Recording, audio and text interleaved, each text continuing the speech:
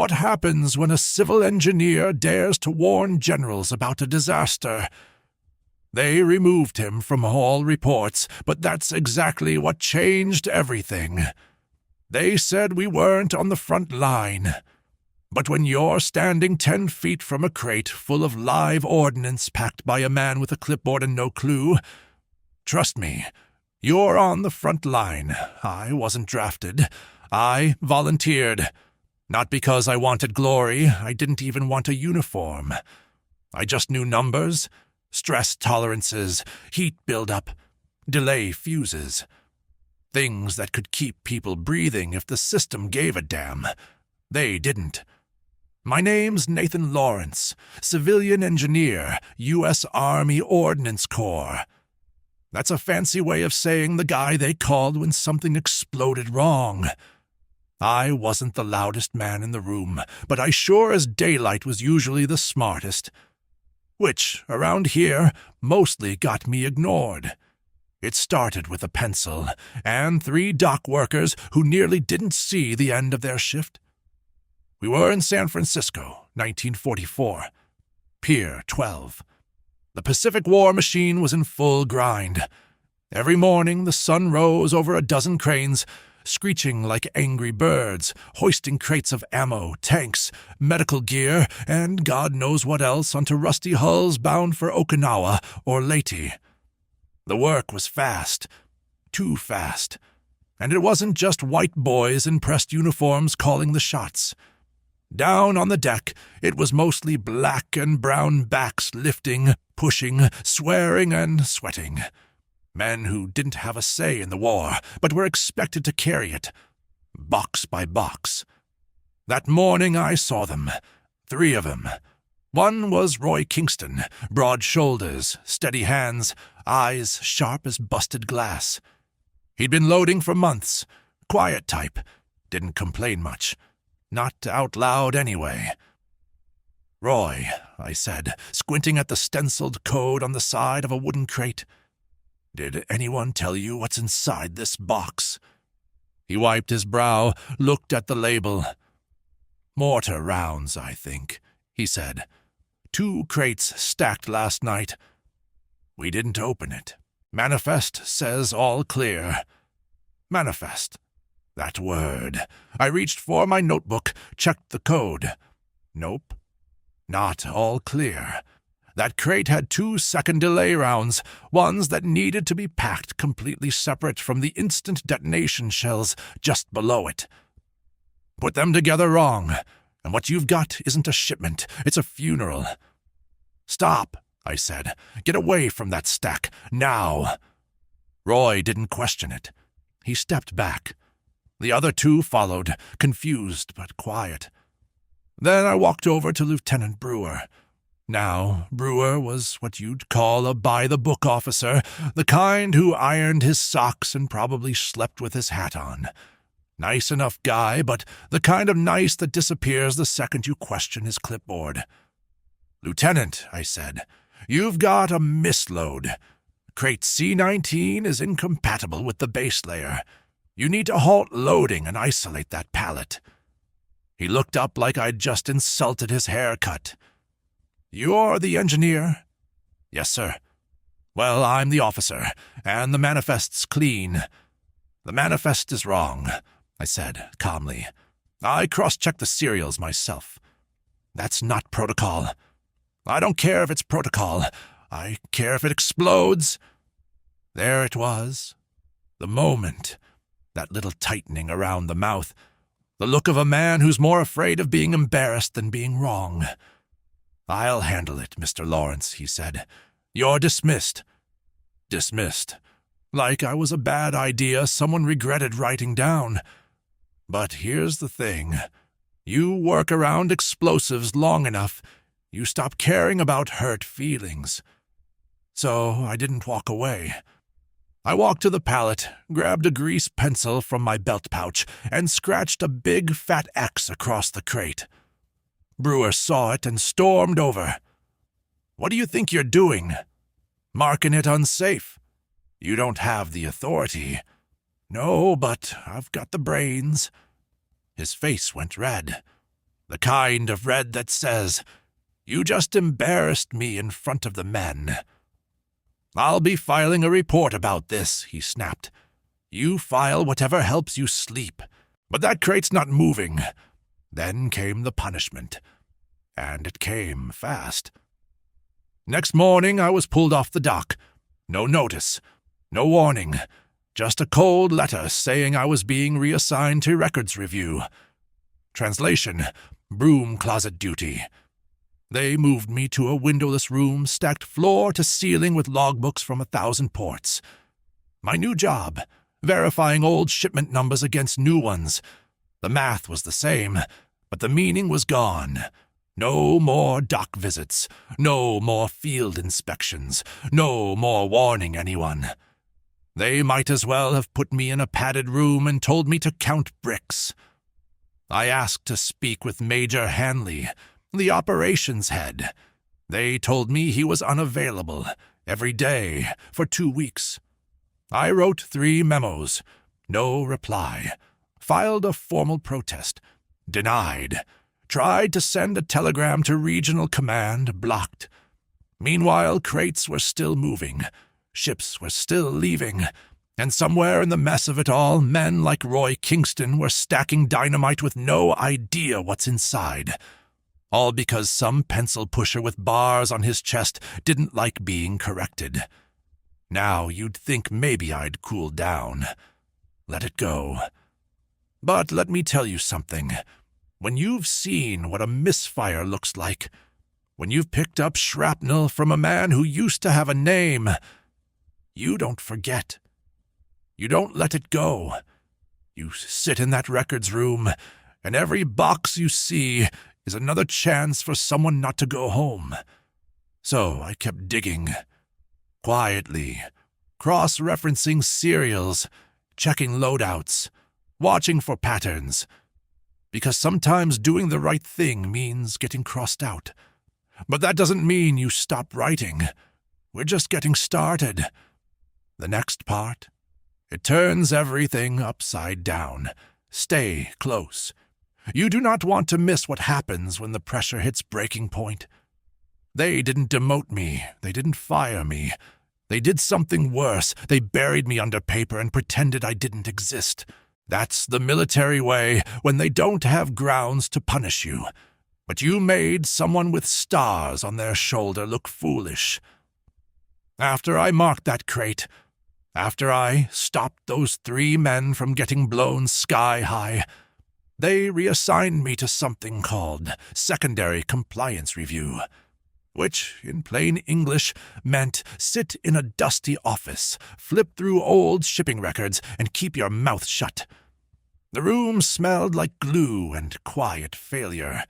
No windows, just 5 filing cabinets, 2 dented chairs, and a crooked portrait of General Marshall staring down like he knew he'd left the wrong man in the wrong place. The chair creaked under me every time I shifted. The desk wobbled like it knew it wasn't meant for real work. And every page I turned felt like a sentence in a language no one else was reading. They thought they sidelined me. They thought, give the engineer some dead numbers to play with, and he'll lose his fire. But I wasn't just looking at numbers. I was looking at ghosts. See, I kept a second ledger. Not officially, just something I scribbled in after hours, cross-checking shipments, rerouting codes, identifying dangerous patterns. And it didn't take long to find one. Crates with overlapping serial numbers were being logged at 2 different ports, on the same day. Some were showing up in San Francisco and Long Beach. Others had shipping dates before they were ever packed. One crate even showed up in Guam, before it had officially left the mainland.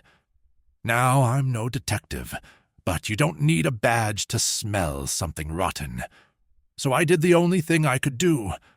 I made copies, old-fashioned carbon rubbings, folded them up, tucked them inside my coat, and took a long walk back to Pier 12. That's when I saw Brewer again. Same lieutenant, same spotless uniform, same practiced smile that never reached his eyes. "Mr. Lawrence," he said, like he was tasting vinegar, "surprised to see you out of the file room. I had some questions about the new shipping logs." He folded his arms. "We're a little busy today." I held up one of the copied sheets. "Then maybe you can tell me why crate 7CFG appeared in 2 different ports on July 18th. He didn't flinch, just raised an eyebrow like I'd asked him if the sky was blue. "Are you accusing someone of misfiling?" "No," I said. "I'm saying if something's being shipped twice, either someone's stealing it or someone's lying about what's inside." He smiled. That same tight, polite smile people give when they want to throw you through a window but don't want witnesses. "I'll take it under review," he said. Same words as last time, same look in his eyes. And that's when I realized something ugly. He wasn't just ignoring me.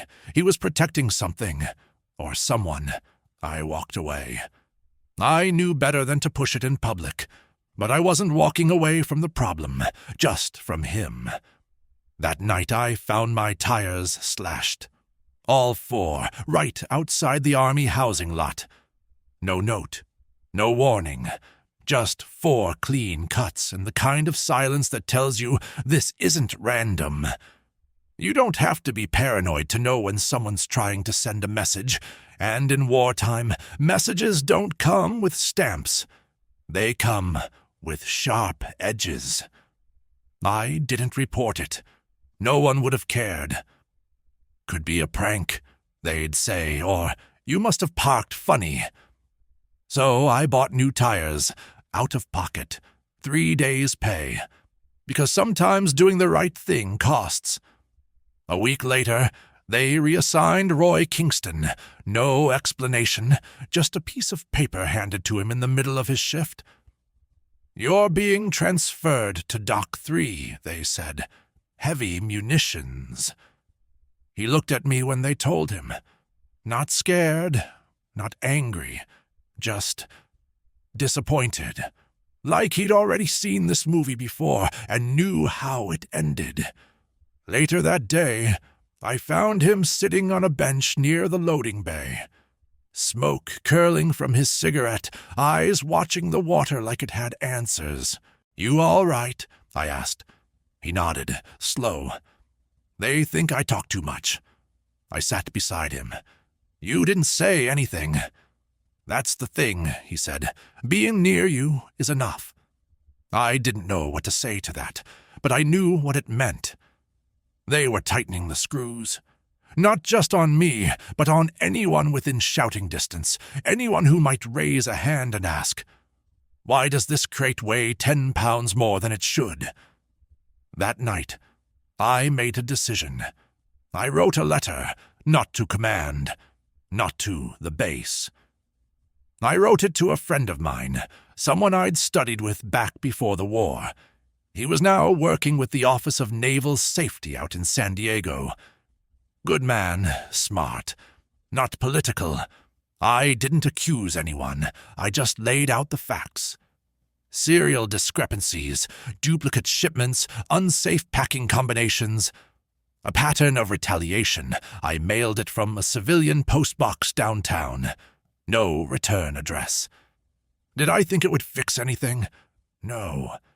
But I needed someone outside the chain of command to know the truth. Just in case something happened I couldn't walk away from. You felt it building, and now it's here. This is the turning point. Stay with this story, because what happens next will test every line of loyalty, every ounce of courage, and every crack in the system. Sometimes one voice is enough to save hundreds of lives. But what if that voice is simply silenced by order? If you are interested in stories about people who were ignored by the system but fought on anyway, subscribe so you don't miss the next chapters. And in the comments write, who is most often erased today, and why? Your opinion is important. We read everything. There's a look some men get when they've been told to sit down and stay quiet, and they do it anyway. Not out of respect. Out of fear. That's not me. I've been sidelined, boxed in, ignored, and crossed out. But folding, no. Folding is when you give up before the truth hits the table. And I wasn't about to hand these men a clean table. Not after what happened next. It was supposed to be a routine inspection.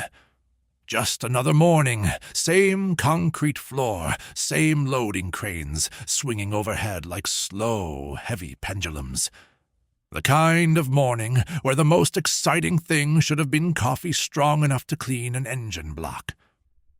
I wasn't supposed to be there, technically. They had moved me off the pier, remember? Paperwork duty.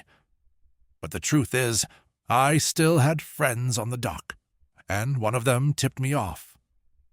"There's a crate they're not logging," he said, eyes darting like he wasn't even sure he should be talking to me. "Came in last night. No serials, no manifest. Just 2 guards and a covered tarp." That didn't sit right. Not because crates didn't come in unmarked sometimes. They did. War makes mistakes. But because this one had extra people keeping it quiet. So I did what any man with a working brain would do. I showed up. I walked down to Dock 3 just before lunch. Had my clipboard, my ID badge, my "I'm just checking inventory" smile. No one stopped me. They were too used to ignoring me to start now. But when I saw that crate, big, reinforced, bolted steel corners, no shipping codes, no markings, my gut tightened. I don't know if you've ever stood next to something that didn't look dangerous, but still made your spine itch. That was this. It wasn't the crate. It was the silence around it. Workers were stepping around it like it wasn't there, like it might explode if they looked too long. One guy crossed himself under his breath when he passed, so I went to check the manifest. Nothing. No mention, no code, no initials. It was invisible on paper, which, in a war built on paper, meant someone wanted it that way. I found Brewer again. Always Brewer. He was standing by the operations tent, sipping something from a metal cup like a man who believed coffee made him important. "Lieutenant," I said, stepping up beside him. He didn't even flinch. "Mr. Lawrence, thought you were reassigned." I was. Then I saw a crate with no manifest and 3 armed men pretending it doesn't exist. He sipped. "Must be a classified shipment." No such thing on this pier, not without a senior officer's clearance. "Well," he smiled thinly, "maybe you're not cleared to know what's real anymore." That did it. That sentence. Not the words, but the tone. Like he was above the game now, like he knew something and didn't care if it hurt anyone else. So I asked him straight. "What's inside that crate?" He turned to me, full face now. Calm. Too calm. "Whatever it is, it's not your concern. And if it's unsafe," he shrugged, "then I guess you'll file another memo." I stood there. Could have argued. Could have made a scene, but I didn't. That's not how you win with men like him. You win by watching them, by collecting every arrogant smirk, every dismissed warning, every inch of silence, and using it later. That night, the alarms went off. It wasn't a fire. It wasn't a drill. It was a containment breach. I was in my room when the siren hit. Low, long, and angry. The kind of sound that makes your lungs go cold before your legs even move. I ran. Not because I was assigned to, but because I had to know. By the time I reached the dock, the place was a mess. Crates overturned, forklifts abandoned mid-lift, men shouting over each other, flashlights dancing like panicked fireflies. And there, in the middle of it all, was the crate. Split open, not exploded, cracked. like something inside had been too heavy or too unstable or too rushed. I didn't get close. Guards were already forming a perimeter, but I didn't need to. I saw the inside, cylinders, unmarked. Slim, dark gray, about 2 feet long, packed in layers, tight foam casing, no labels. Not artillery, not medical, something else, and whatever it was, and it wasn't supposed to be here. The next morning, the cover-up began. By 7 a.m., the crate was gone. The guards were gone. The perimeter was gone. Even the forklift that tipped over was replaced. And the official report? Structural failure in loading equipment, no injuries, no damage. I stared at that paper in disbelief, not because it lied, but because it didn't even try to sound true. Roy found me that afternoon. "They say you caused it," he said, eyes hard. "They're saying you interfered, that you tampered with the crate." I laughed. Not because it was funny, but because it was predictable. When in doubt, blame the engineer. "Brewer's pushing the story," Roy said. "He says you've been obsessed since your reassignment." He wasn't wrong, but obsession isn't always a flaw. Sometimes it's the only thing keeping people alive. They handed me a final warning. A typed letter, no signature, just a stamp. "Personnel under review, security concerns." Translation: "One more move and we make you disappear." I sat with that paper in my lap for a long time, thought about what it meant, thought about the crate, the breach, the silence, and I asked myself, was it worth it? All of it. The warnings, the slashed tires, the transfers, the isolation. And the answer came fast, clear, and quiet. Yes, because if someone doesn't speak up when the system goes blind, then we all get pulled into the dark with it. And I wasn't about to go quiet. This was the moment everything split open. Literally. Stay with me. Because what came next didn't just test me. It tested the entire chain of command. They say silence is golden. That's true, if you're a general trying to bury a mistake. But when silence is used to erase a man, it becomes something else entirely. A weapon. After the crate breach, after the lies, after the warning stamped in cold ink, you'd think I'd finally back down. That's what they were counting on. But what they didn't understand is that I wasn't fighting for reputation, or promotion, or pride. I was fighting for the one thing that keeps the whole damn system from falling apart. Accountability. And you can't bury that with paperwork. Monday morning, I wasn't at my desk. I was at the printing shed. Not the military one, the civilian shop 3 blocks from the port entrance. They made menus, flyers, notices for the local union hall. Charged by the hour, cash only. I handed them a handwritten draft, cleaned up, professional, but sharp as a bayonet. Unreported cargo, unanswered questions, unsafe conditions. Just 3 sentences, printed in bold type, followed by 2 full paragraphs listing the date and location of the breach, the absence of a shipping manifest, the removal of all evidence within 12 hours, the ongoing risk to dock workers due to lack of oversight. I signed it. A concerned engineer, Dock 12. Not because I wanted credit, but because I wanted eyes, and eyes started showing up. By Wednesday, copies of the flyer were posted in the locker rooms. By Friday, they were taped to telegraph poles outside the mess hall, slipped under doors, folded in lunch boxes. Nobody knew who put them there. Nobody asked. But people read them. You could feel it in the way folks started whispering during shift change. The way supervisors suddenly looked like they were being watched instead of doing the watching. And then the union men showed up. 3 of them. Navy caps, old boots, hard stares. Not military, not government, but very much a presence. They stood on the edge of Dock 12 just after noon on Friday and watched the crews work. Said nothing, just watched. That was all it took. Brewer lost his calm. He cornered me the next morning outside the supply tent.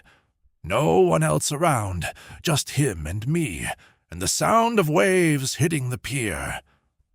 "You crossed a line," he said. "Which one?" I asked. "The one where crates go missing or the one where safety's optional?" He stepped in closer, voice low, measured.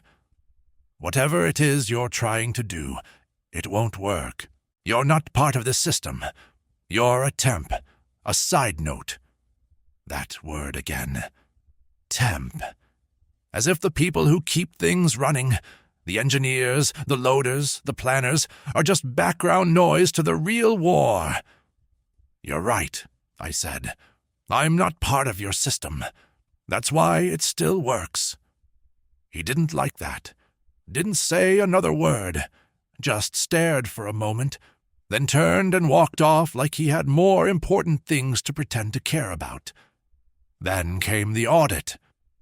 Official word was that routine operational reviews were being conducted. Unofficially, it was a search. They went through lockers, desks, quarters, asking questions, flipping bunks, looking for the whistleblower. Roy got pulled in for questioning. Twice. He came back with his jaw clenched and his knuckles white. "They're looking for you," he said. "Let 'em look," I told him. I left breadcrumbs. He raised an eyebrow. "What kind of breadcrumbs?" "The kind even a general can't ignore." That night I mailed a second letter. This one didn't go to a friend, it went to a reporter. Not a big paper, just a local columnist known for publishing labor grievances and safety violations at the shipyards. A man who once printed an exposé about substandard steel in Navy rails and lived to tell the story. The letter wasn't dramatic, just detailed, full of times, dates, photos of loading manifests I'd copied by hand, and a simple closing line. When silence becomes a tool, somebody has to start making noise. Then they called me in. Not to the usual office, not the clerk's desk. This was upstairs, clean walls, real chairs, carpeting. Major Hanley himself sat behind a wide desk with nothing on it but a brass penholder and a cup of black coffee that hadn't been touched. He gestured for me to sit. I didn't. "You've made quite a mess," he said, voice neutral. "No," I said. "I cleaned one up. You just didn't like what I found under it." He leaned back, studied me like a case file with too many red flags. "There are procedures, Mr. Lawrence." "Yes, and they've been ignored for weeks. Chain of command. Doesn't apply to accountability." Silence, heavy, loaded silence. Then he stood, slowly, walked around the desk, hands behind his back. "I should suspend you. You already did." He didn't deny it. "You're not military," he said. "You don't understand how pressure works in wartime." "I understand pressure just fine. I've worked under it every day since this war started. Only difference is my pressure isn't from an officer's chair." He stepped closer. "You're playing a dangerous game." "No," I said. "You are. I just refuse to lose." I walked out of that office with no punishment, no confirmation, no orders. Just a tight nod from the major that told me everything. He couldn't touch me. Not now. Not after the flyers, not after the audit. Not after the rumors that had started creeping into the ears of regional command. But more importantly, I had what I came for. Proof that the system noticed. And when the system starts to notice, it starts to shift. Even if it's only by an inch, even if it hates you for it. That was the week everything cracked. Not loudly, Not with a bang, but quietly and permanently. Stay right here, because this fire's just getting oxygen. You ever see a machine keep running with a broken gear? It grinds, it skips, it shakes, and eventually, no matter how much grease or shouting you throw at it, it breaks. That's what the whole damn base felt like by the start of October. Every morning there was more tension in the air than fog. People weren't talking straight. Officers were walking faster than usual. The dock workers, the ones who used to whistle, curse, laugh, they were silent now, focused, watching. Something had shifted, and whether they liked it or not, they couldn't pretend it hadn't. Then the senator showed up. No announcement, no marching band, just a convoy of black cars and a handful of tight-suited men with clipboards and no names. They didn't say why they were there, but everybody knew why they were there.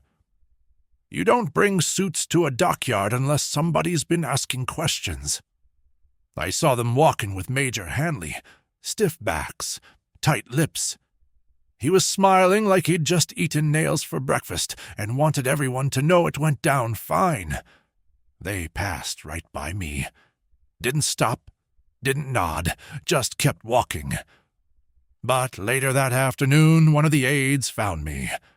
Clean-shaven, about 30, with that polished calm only men trained in Washington can pull off. "Mr. Lawrence?" "That's me." He extended a hand. "Would you mind stepping into the office for a brief conversation?" I didn't mind. I'd been waiting for it. The room was different this time. Same building, different energy. No Major Hanley, no desk, just 2 chairs and a small recorder on the table. The aide gestured for me to sit, and for the next 30 minutes he listened. I told him everything. Not like a man with a grudge, but like a man with a record. Dates, crate codes, document numbers, safety violations, retaliation patterns. Names I wasn't supposed to know, but remembered anyway. I didn't dramatize. I didn't accuse. I stated. Every sentence was a nail. And by the end, the man sitting across from me looked like he was counting how many more it would take to seal a coffin. When I finished, he clicked off the recorder and leaned back. "Why didn't you take this higher sooner?" "I did," I said. "They just didn't listen." He nodded. Quiet. Then said something I didn't expect. "Thank you." That was it. No promises, no judgments, no reassignment, just 2 words. But I could tell it wasn't a brush-off. It was a signal. 2 days later, Dock 12 was shut down, temporarily, they said. Operational realignment. But anyone with 2 eyes and half a spine could tell it was a cleanup. Trucks rolled in, officers moved fast. Men in plain clothes started pulling records. Brewer disappeared, just gone. One day he was there, shouting orders like the war was his personal playground. The next, his office was empty, and his name off the chart. I asked Roy if he'd heard anything. He just shrugged. "People like him," he said. "They don't get fired. They get moved." Maybe so, but even moved gears can grind to a stop. Then came the letter. Typed, signed, no stamps, no flags. Just a quiet envelope slid under my door. Inside, a request. Would I be willing to consult on ordnance logistics for a broader military review? No chain of command, no direct supervision, just review, analysis, and quiet reports. It wasn't a promotion, it wasn't even validation, but it was the first time someone with power asked me to keep going, instead of sit down. I took the job, not because I wanted it, but because the system finally admitted it needed somebody who wasn't just there for the uniform. Roy and I had lunch before I left. Same bench, same dock, different sky. I still can't believe they listened, he said. They didn't, I replied, but they ran out of ways to not listen. He smiled, the first real one I'd seen from him in weeks. You did what most men don't bother to try.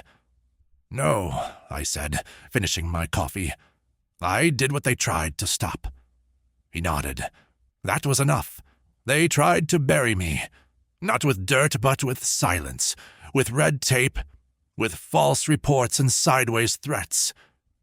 They crossed me out like a wrong answer on a math test. But here's the truth they forgot. Engineers don't get erased. We get redesigned, and sometimes redesigning means tearing out the whole broken system, bolt by bolt, until something better fits in its place. I wasn't the loudest. I wasn't the highest ranked, but I was the one who saw the warning signs, and I didn't shut up. Some people fight wars with rifles. I fought mine with reports, grit, and the stubborn belief that no life is expendable, no matter what the manifest says. And in the end, that was enough. Some men get medals, others get forgotten. Me, I got neither.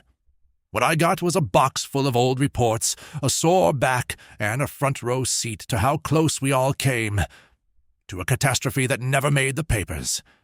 You ever hear that saying, if a tree falls in the forest and no one hears it? Let me tell you something. In war, if something almost goes wrong but doesn't, folks treat it like it never mattered. But I remember every crate, every lie, every sidelong glance from a man in uniform who knew more than he let on, or worse, refused to know at all. So if you're still here listening to this story, let me tell you how it ended. Not with a bang, but with something louder. The silence that follows a mess nobody wants to claim. After I took the review job, things changed, but not like you'd think. I didn't get shuffled into some shiny office. They didn't give me a corner suite or a promotion party. What I got was a wooden desk in the back of a temporary warehouse, a stack of unresolved inventory reports from the last 7 months, and a phone that worked about half the time. But you know what? That desk was more powerful than any podium, because now, for the first time, I had access. Not authority, but visibility. And when you've been kept in the dark long enough, being able to see the machine from the inside is worth its weight in gold. I started noticing patterns. Shipments routed through overlapping docks. Crates changing serials mid-transport. Unsafe combinations packed under vague names like mechanical component assemblies. It wasn't just laziness. It was structure. The kind that lets plausible deniability hide behind paperwork.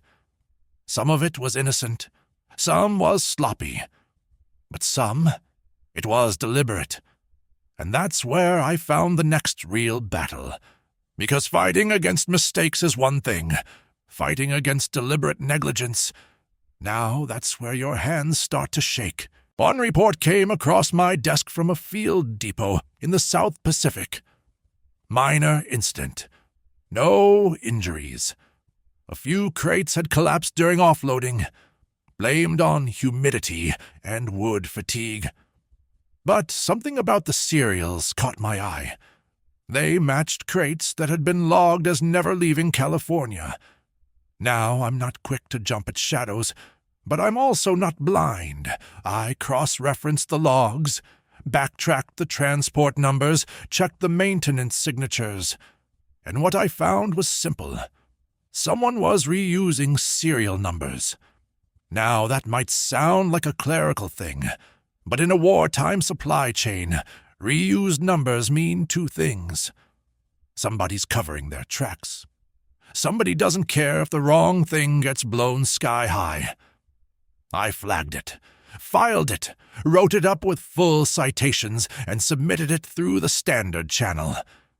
2 days later, my report was marked resolved. No explanation, no follow-up, just a red stamp. That's when I knew this wasn't about procedure anymore. This was about willful blindness. So I tried a new tactic. I stopped submitting. Instead, I started collecting. Every error, every overlap, every resolved issue that didn't add up. I kept them in a box under my desk, organized by date and region. Labeled, logged, verified. Some nights I'd sit there in that warehouse, lights buzzing overhead, coffee gone cold, and flip through the stack like a deck of bad poker hands. You don't need to be a detective to know when a system's playing against itself. Then came the hearing. Not a trial, not a courtroom, just a long table in a beige room with 6 chairs, 4 pens, and one man who said he was from Strategic Oversight. He asked questions. I answered them. Not like a whistleblower, not like a rebel, like an engineer who never got tired of telling the truth. I didn't raise my voice. I didn't dramatize. I just laid it out. How repeated mislogs put people in danger. How command ignored red flags. How silence became a shield. He asked if I had proof. I slid the box across the table. Pick a date, I said. Pick a doc. Pick a crate. He did. I had it. 3 hours later, the hearing ended. He shook my hand and said, "We'll be reviewing everything." That was the last I saw of him. A week later, someone cleaned out my warehouse office. No warning, no notice, just an envelope with new orders. Your services are no longer required. Thank you for your contributions. No return address, no name, just a stamp. Complete. Now maybe that sounds like a loss to you, but to me, that meant they saw it, they read it, they couldn't ignore it anymore. Because once the cracks show, even the cleanest surface can't hide what's underneath. I went home, back to my apartment, back to my books, back to walking to the corner store and not worrying about who's watching. And for the first time in months, I slept. Not because it was over, but because I'd done my part. I saw Roy once after that. He was working out of a civilian yard by then. New boots, same voice. "Did it matter?" he asked me. I thought about that for a second. Then I said, "If the roof doesn't collapse, you don't praise the beam that held it up. But without it, everyone's buried." He nodded. "That sounds like something they won't print." "Probably not," I said, "but it still holds. Look, I wasn't a hero. I didn't save the world. But I saw what was wrong, and I refused to be quiet. I showed up every day, knowing I was being watched, knowing I was being pushed out, knowing that the easiest thing to do was nothing. But I didn't pick easy. I picked right. And that's something the system still doesn't know how to deal with. So if you ever find yourself the only one in the room asking hard questions, ask louder, stay longer, be stubborn, because just because it didn't explode doesn't mean it was safe. And someone, somewhere, is always counting on you to speak before it's too late. Stories like this aren't told in textbooks. They're whispered at kitchen tables, passed down over coffee, over silence, over time. If it moved you, subscribe, tell your story in the comments, because the truth doesn't just live in headlines, it lives in the ones who wouldn't stay silent.